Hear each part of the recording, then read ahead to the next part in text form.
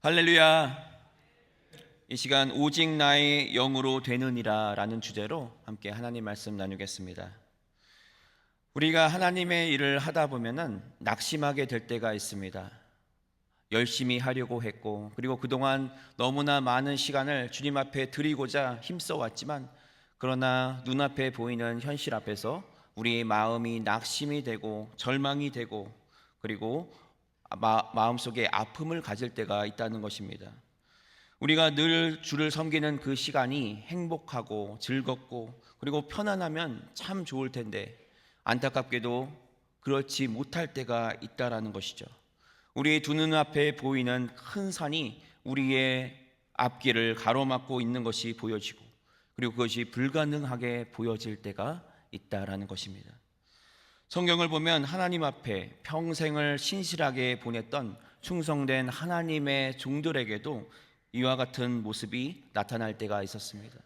믿음의 거인들이라고 불렸던 자들, 그러나 그들의 눈앞에 그 장벽 앞에서 그들 역시도 낙심하고 절망한 그러한 모습을 보게 된다는 것입니다. 대표적인 인물이 바로 세례 요한입니다. 그는 예수님으로부터 여자가 낳은 자 중에 이보다 큰 이가 없다라는 그러한 극찬을 받았던 인물이었지만, 그러나 그가 하나님의 일을 감당하던 가운데 한 번은 그가 실패의 경험을 했던 적이 있었다는 것입니다. 오직 주의 길을 예비하기 위하여서 평생에 걸쳐 광야에서 외쳤던 가장 충성스럽고 신실한 하나님의 종이었던 그가 이제는 하나님의 일을 하다가 헤롯 왕의 미움을 받아서 차가운 감옥 속에 갇힌 그러한 시간이 되었습니다. 자신이 전파했던 그 메시아가 오셨음에도 불구하고 여전히 자기 자신은 감옥에 갇혀 있는 상황이 되었고, 그리고 로마의 압제 가운데 있다라는 그러한 상황 속에서 이 현실의 그 거대한 장벽은 도저히 바뀔 것 같지 않은 그러한 모습을 바라보게 될 때 그의 마음 속에는 큰 어려움이 그리고 절망이 닥쳐오게 되었다는 것입니다. 그와 같은 큰 산을 그는 마주하게 되었습니다. 그러자 그 신실했던 세례 요한에게도 그 순간 너무나 깊은 낙심과 그리고 의심이 찾아왔습니다. 결국 감옥 안에서 제자들을 예수님께 보내어서 이렇게 묻게 됩니다.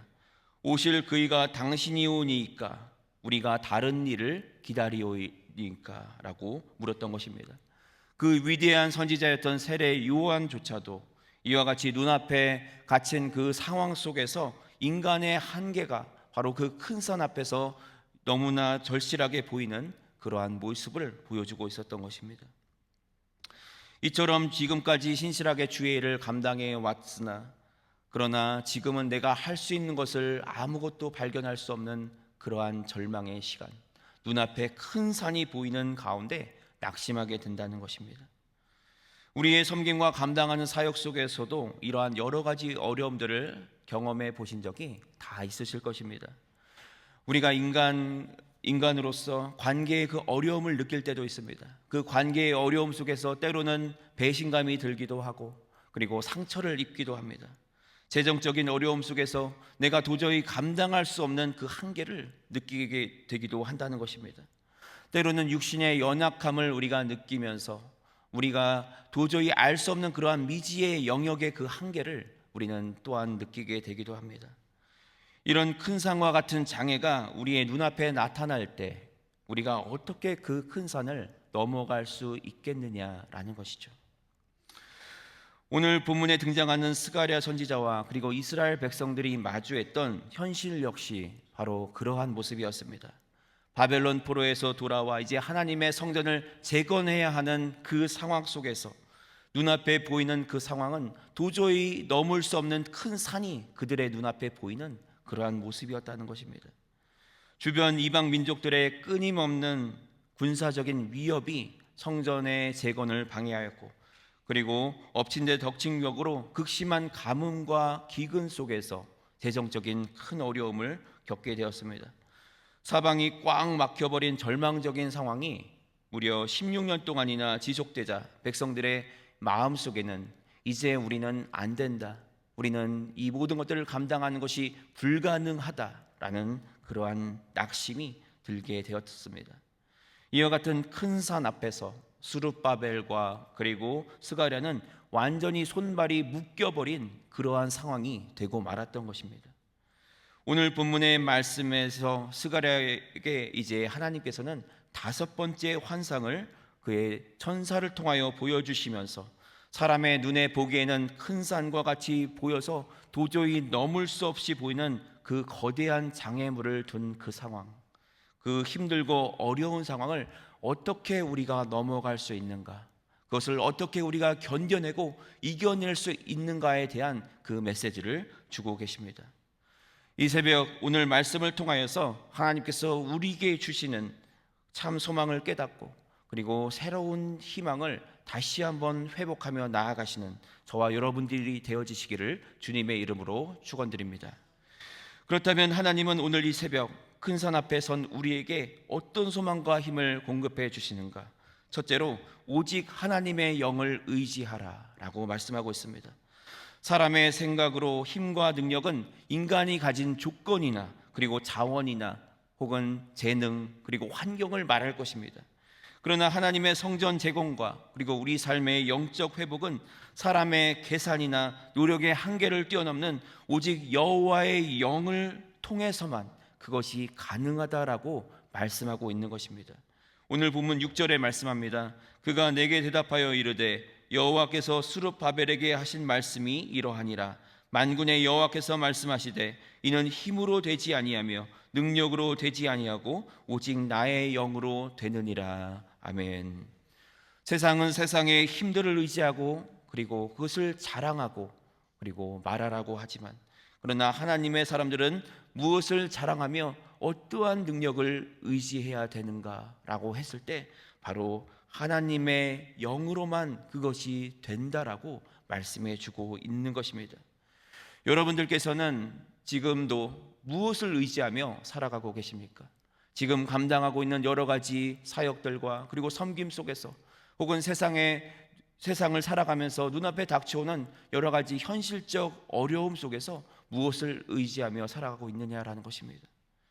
시편 20편 7절에는 이렇게 말씀합니다.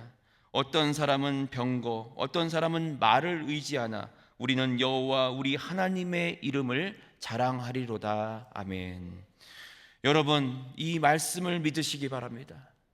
진정으로 우리가 이 세상의 병거나 세상의 힘을 의지할 것이 아니라 우리를 오늘도 붙잡고 계신 살아계신 예수 그리스도, 나의 주님을 의지하며 살아가게 될 때 우리는 그 능력을 힘입어 다시 일어나게 될 것이며, 그리고 그 힘을 가지고 우리 눈앞에 닥쳐진 그 어떠한 장애도 이겨나갈 수 있는 그 힘을 얻게 된다는 것입니다.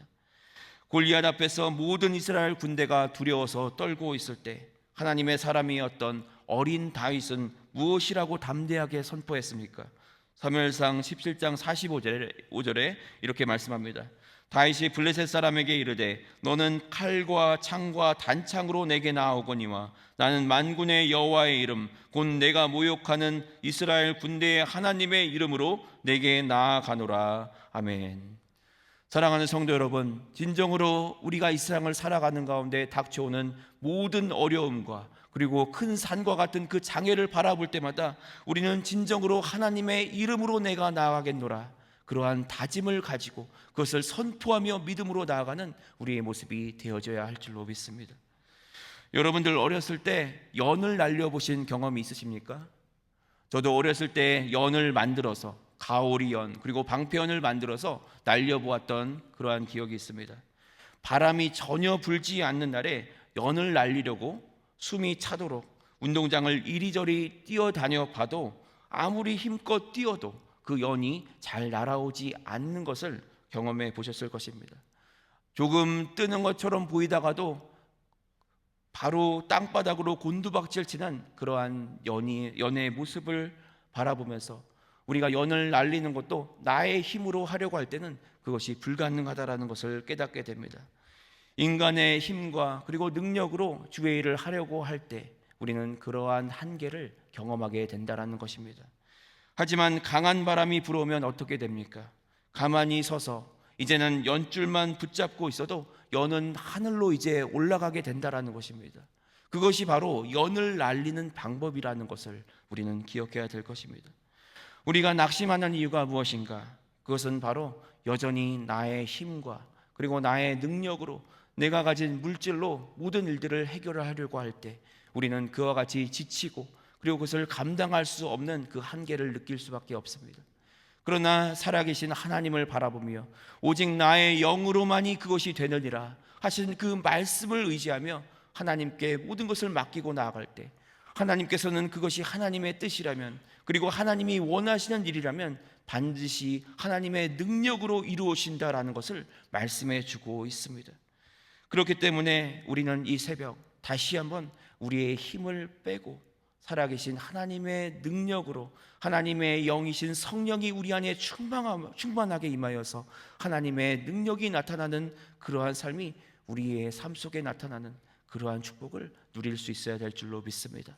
그와 같은 축복을 누리시는 저와 여러분들이 되시기를 주님의 이름으로 축원드립니다. 둘째로 믿음을 선포하면 큰 산이 평지가 된다라고 말씀하고 있습니다.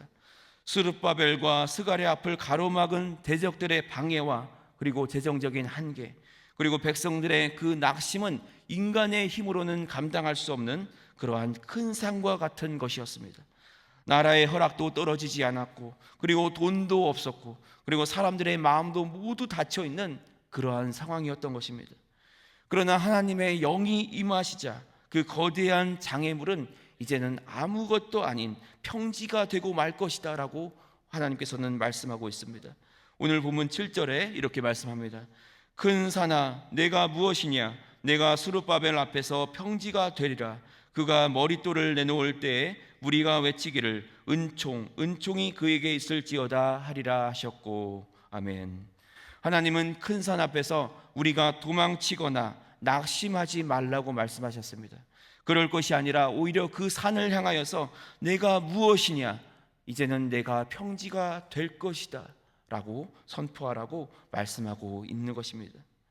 예수님께서도 이렇게 말씀하셨습니다. 마가복음 11장 23절에 내가 진실로 너희에게 이르노니 누구든지 이 산도로 들려 바다에 던져지라 하며 그 말하는 것이 이루어질 줄 믿고 마음에 의심하지 아니하면 그대로 되리라. 아멘.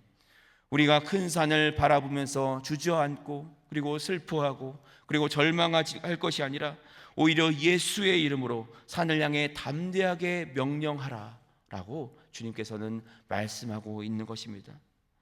무너진 성전을 바라보며 이스라엘 백성들과 그리고 스룹바벨과 그리고 스가랴는 여러 힘든 마음을 가지고 있었지만 그러나 이 무너진 성전을 재건할 수 있는 분 그분은 바로 예수 그리스도밖에 없다라는 그 사실을 우리는 기억해야 될 것입니다. 예수님께서는 우리의 영혼이 무너져 버린 성전과 같이 되어버린 그러한 상황, 죄로 인하여서 이제는 더 이상 소망이 없고 이제는 우리의 죄 때문에 우리가 사망에 이를 수밖에 없는 그러한 상황 속에서도 예수 그리스도 자신이 이 땅에 오심으로 우리를 위하여 죽으시고 그리고 마침내 부활하심으로 진정한 성전이 재건되는 그 놀라운 역사를 우리에게 보여주셨다는 그 사실을 우리는 항상 기억해야 될 줄로 믿습니다.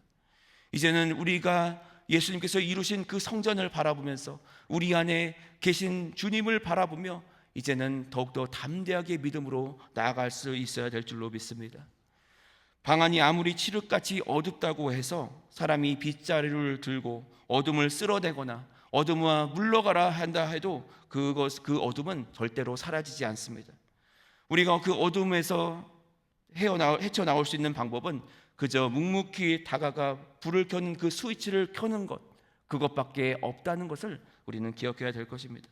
방을 가득 채우고 있었던 그 거대한 어둠이 순식간에 사라지는 것을 경험하는 그 방법은 바로 불을 켜는 그 스위치를 켜는 것이라는 것입니다. 우리가 마주한 대적의 방해 그리고 재정적인 위기와 그리고 건강의 장벽과 같은 그러한 큰 산이 우리의 힘이 되시는 예수 그리스도의 그 능력을 절대로 이길 수 없다라는 그 사실을 우리는 항상 기억해야 될 것입니다. 우리가 믿음으로 하나님의 빛을 선포하고 그리고 우리의 기도의 그 스위치를 켜며 나아가게 될 때 이제는 큰 산과 같은 그 모든 장벽이 그 장애물이 이제는 평지가 되어질 것이다 라고 말씀해 주고 있는 것입니다. 우리가 문제 앞에서 낭망하지 말고, 그리고 문제를 향해서 이제는 우리가 담대하게 선포할 수 있어야 될 줄로 믿습니다. 이제는 예수 그리스도의 이름으로 이제는 큰 산이 평지가 된다는 것, 그 능력으로 말미암아 그 능력을 이길 것은 이 세상에 존재하지 않는다라는 그 믿음으로 나아가게 될 때 하나님께서는 우리에게 반드시 그 큰 산이 평지가 되어지는 그 놀라운 역사를 볼 수 있는 그 축복을 허락해 줄 줄로 믿습니다. 이 새벽 여러분 앞에 큰 산을 향해서 다시 한번 두려움 없이 담대하게 선포해 보시기 바랍니다. 큰 산아, 이제는 내가 평지가 될 것이다. 내가 예수 그리스도의 이름으로 선포한다. 이제는 내가 평지가 되고 말 것이다 라는 것을 한번 담대하게 선포하며 나아가시는 저와 여러분들이 되시기를 주님의 이름으로 축원드립니다. 마지막으로 성령의 기름 부으심을 날마다 공급받으라 라고 말씀하고 있습니다. 오늘 본문 12절로 14절에 보면 이렇게 말씀합니다. 다시 그에게 물어 이르되 금 기름을 흘리는 두 금관 옆에 있는 이 감람나무 두 가지는 무슨 뜻이니까 하니 그가 내게 대답하여 이르되 내가 이것이 무엇인지 알지 못하느냐 하는지라. 내가 대답하되 내 주여 알지 못하나이다 하니 이르되 이는 기름 부음 받은 자 둘이니 온 세상에 주 앞에서 서 있는 자니라 하더라. 아멘. 이제 스가랴가 본 환상 속에서 순금 등잔대 곁에 두 감람나무가 끊임없이 신선한 기름이 공급되어지고 있는 그 모습을 말씀하고 있습니다. 이것은 성도가 지치지 않고 그리고 끝까지 사명을 감당하기 위해서는 무엇이 필요한 것인가? 바로 그것을 감당하는 비결은 하늘로부터 부어지는 그 성령의 기름의 부으심이 임해야 된다라는 것을 말씀하고 있습니다. 하나님께서는 출애굽했던 이스라엘 백성들에게 부족함이 없도록 그 양식을 공급해 주셨습니다. 출애굽기 16장 21절에 보면 무리가 아침마다 각 사람은 먹을 만큼만 거두었고 햇볕이 뜨겁게 쬐면 그것이 쓰러졌더라 라고 말씀합니다. 하나님께서는 우리의 모든 필요를 아시는 하나님이신 줄로 믿습니다. 하나님께서는 우리의 모든 필요를 아시고 그것을 매일매일 채우시며 그것이 부족함이 없게 공급하여 주시는 하나님이라는 그 사실을 우리는 기억해야 됩니다.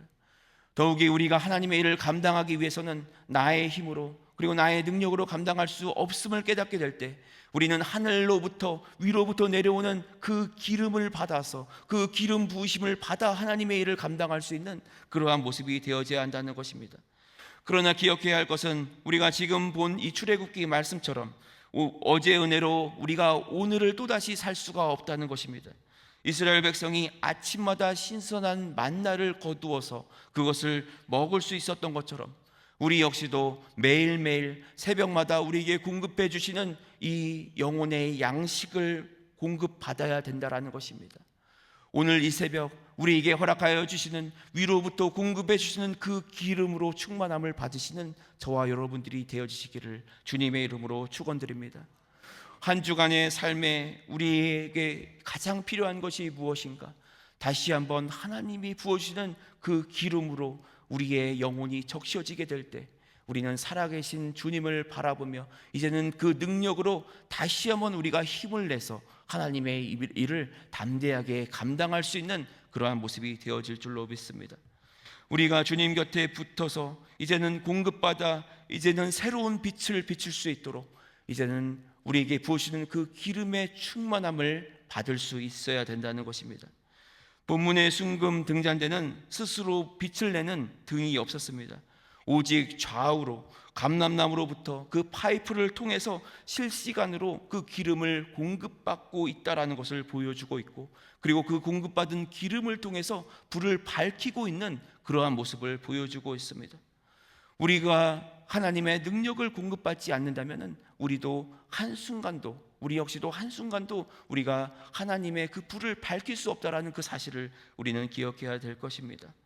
오늘 이 새벽에 부어주시는 그 성령의 새 기름으로 충만함을 얻으시는 저와 여러분들이 되시기를 주님의 이름으로 축원드립니다. 이 새벽 우리가 다시 한번 하나님께서 우리가 그 마지막 사명을 감당할 수 있도록 우리가 끝까지 우리에게 맡겨주신 그 모든 일들을 감당할 수 있는 그 능력의 기름을 우리에게 부어주신다는 그 사실을 우리는 항상 기억해야 될 것입니다. 사랑하는 성도 여러분, 비록 지금 이 새벽에 우리가 드리는 그 기도가 마치 작은 다림줄을 붙잡고 있는 그러한 모습일지도 모르겠습니다. 그러나 우리는 낙심하지 말아야 할 것은 그 다림줄을 통해서 하나님께서는 하나님의 능력을 행하신다는 것입니다. 오늘 본문 10절에 보면은 이렇게 말씀합니다. 작은 일의 날이라고 멸시하는 자가 누구냐? 사람들이 수룹바벨의 손에 다림줄이 있음을 보고 기뻐하라. 이 일곱은 온 세상에 두루 다니는 여호와의 눈이라 하니라. 아멘. 여기서 다림줄이라는 것은 무엇이냐 하면은 바로 건물을 지을 때 벽이 수직으로 바르게 세워져 있는가를 확인하기 위해서 줄을 내리고 있는 것을 말하고 있습니다. 그것이 기준이 되어지고, 그리고 이제 건축을 하기 위해서 이제 그것을 측정하고 재는 도구가 되어서 이제 건축자의 그 책임자의 손에 이 다림줄을 잡았다는 것은 이제 본격적으로 그 공사가 시작되었다는 것을 말하고 있습니다. 그리고 그것을 선포하고 있는 것입니다. 사방에 방해와 그리고 장애가 있었던 그 16년 동안 잡초가 무성했던 그 성전의 자리, 그곳에 이제 하나님이 내려주시는 그 다림줄이 내려가고 있다는 것을 말씀해 주고 있습니다. 이제는 그 다림줄을 바라볼 때 세상은 그것이 아무런 능력이 없는 것처럼 생각할지 모르지만, 그러나 하나님의 능력을 믿는 자들은 그 다림줄을 바라보며 이제부터 하나님께서 역사하시겠구나, 하나님의 능력이 이제는 임하겠구나, 이제는 하나님의 성전이 다시 세워지겠구나라는 그 확신을 가지고 나아가게 된다는 것입니다. 그리고 마침내 그 성전을 완공해 내실 하나님의 능력을 의지하며 나아가게 되는 그러한 모습이 된다는 것을 우리는 기억해야 될 것입니다. 하나님은 오늘 우리가 내디딘 그 작은 믿음의 발걸음, 그 다림줄을 붙잡고 이제는 하나님의 일하심을 믿는 그 작은 믿음의 발걸음을 내딛는 자들에게 역사하시는 하나님이라는 사실을 우리는 항상 기억해야 될 것입니다. 오늘 말씀 앞부분에서 드렸던 세례 요한을 기억해 보시기 바랍니다. 차가운 감옥이라는 그 거대한 산 앞에서 우리가 다른 일을 기다리오리까? 라고 질문하며 흔들렸던 그 요한에게 예수님께서는 응답을 주셨습니다. 그를 결코 책망하신 것이 아니라 대신 눈앞에서 일어나고 있는 하나님의 능력, 예수님께서 이루신 그 모든 기적들을 이제는 그에게 얘기하여 주면서 이제 진정한 메시아가 왔다라는 것을 세례 요한에게 전해주고 있는 그러한 모습을 보게 됩니다. 그리고 선포하셨습니다. 누구든지 나로 말미암아 실족하지 아니하는 자는 복이 있도다라고 말씀하셨던 것입니다. 사랑하는 성도 여러분, 진정으로 세례 요한에게 보여주신 예수님의 그 선포, 그리고 그 확증의 말씀을 오늘 우리도 이미 다 받은 줄로 믿습니다. 이제는 우리 안에 그 다림줄이 있기에, 이제는 우리 안에 그 확증이 있기에 이제는 우리가 뒤를 돌아보거나 절망하거나 슬퍼하거나 포기할 것이 아니라 다시 한번 힘을 얻어서 우리가 담대하게 하나님의 일을 위하여 나아갈 수 있는 그러한 모습이 다 되어져야 할 줄로 믿습니다. 우리 눈앞에 지금은 꿈쩍할 것 같이 보이지 않는 그러한 큰 산이 있다 할지라도, 그러나 우리에게 주신 그 다림줄을 붙잡고 끝까지 믿음으로 승리하시는 저와 여러분들이 되어지시기를 주님의 이름으로 축원드립니다.